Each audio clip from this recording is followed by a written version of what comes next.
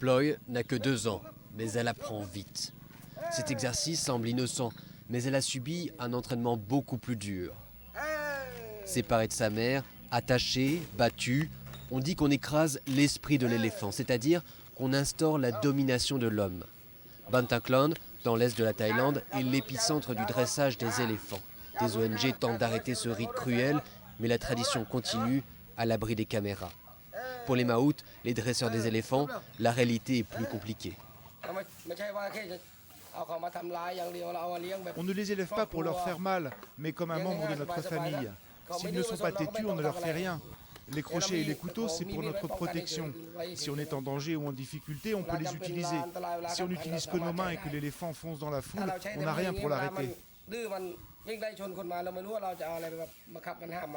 Dans quelques mois, Ploy se retrouvera dans l'un des 200 camps d'éléphants de la Thaïlande. Une patte en l'air, le pinceau dans la trompe et beaucoup de délicatesse. Le public est conquis. Dans ce camp près de Chiang Mai, au nord du pays, ces éléphants enchaînent les spectacles jusqu'à 5 fois par jour. Étape incontournable d'un voyage en Thaïlande, les touristes payent cher pour l'expérience éléphant. 45 € le ticket et jusqu'à 5000 touristes par jour. Ici, comme dans beaucoup d'endroits, le crochet est utilisé très discrètement. Les balades à dos d'éléphants ont aujourd'hui mauvaise presse et des tours opérateurs boycottent. Alors de nombreux camps se rebaptisent sanctuaires ou refuges. Derrière ces nouvelles appellations, souvent les mêmes pratiques.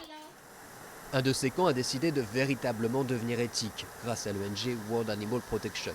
À Changchil, fini les balades à dos d'éléphants, les bains dans la rivière. Ici, on respecte 15 mètres de distance avec l'animal et on observe sans toucher. Notre but est de redonner toute leur liberté aux éléphants. Mais on doit faire ça sans causer de problème aux habitants de la région.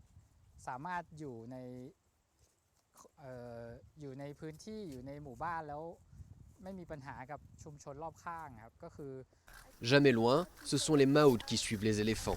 Leur crochet est rangé dans un sac, juste en dernier recours. Les éléphants et les touristes sont plus en sécurité. Parfois ils stressent quand ils voient des touristes et donc ils peuvent les blesser.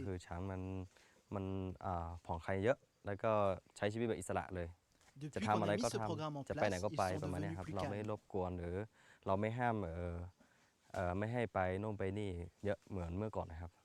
À l'heure du déjeuner et durant la nuit, les éléphants sont enchaînés le temps que les Maouts se reposent. Même à Changchil, la transition prendra du temps et beaucoup d'argent. Avec près de 4000 éléphants en captivité en Thaïlande, il n'y a pas assez d'espace pour leur rendre la liberté.